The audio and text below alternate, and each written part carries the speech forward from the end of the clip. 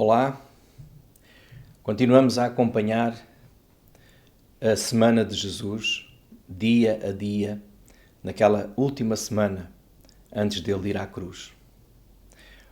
Hoje, quinta-feira, assinalamos o dia em que Jesus foi preso, o dia em que Jesus começou a ser interrogado, julgado, torturado e que irá culminar no dia de amanhã, quando ele é crucificado. No Evangelho de Marcos, no capítulo 14 e nos versículos 32 e seguintes, nós encontramos Jesus no jardim do Getsemane. E ele vai ali com um propósito. O propósito é orar. Leva os seus discípulos e pede-lhes que orem também com ele. Diz no versículo 34 que Jesus disse: "A minha alma está profundamente triste até à morte. Ficai aqui e vigiai." E Jesus desafia os discípulos a vigiar e também a orar. O texto, quando nós continuamos a ler, diz que Jesus voltou, depois de se ter afastado um pouco para orar, e achou-os dormindo. No versículo 38 diz que Jesus os exortou, dizendo: "Vigiai e orai." Mas no versículo 40 diz que mais uma vez ele volta e os acha dormindo. E terceira vez, Jesus foi orar sozinho. Podemos dizer que Jesus, numa hora em que necessitava de ter alguém ao seu lado, de ter alguém com ele, em oração, porque ele admite que está com pavor e angustiado.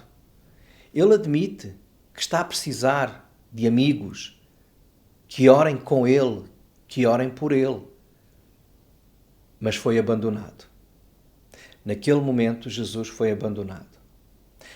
Não há nada mais triste e desanimador do que passar por uma grande tribulação, por uma grande dificuldade, pedir consolo, pedir ajuda, pedir a alguém que fique do nosso lado e reparar que essas pessoas se esquecem, adormecem, não estão connosco.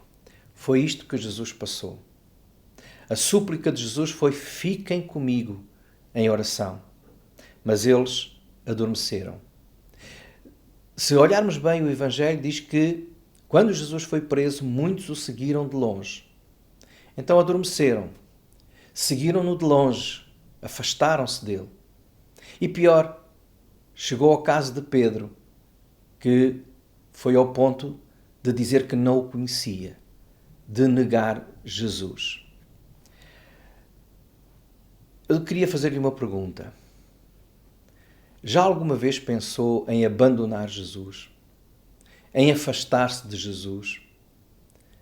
Em negar Jesus, dizendo que não o conhece? Claro que não.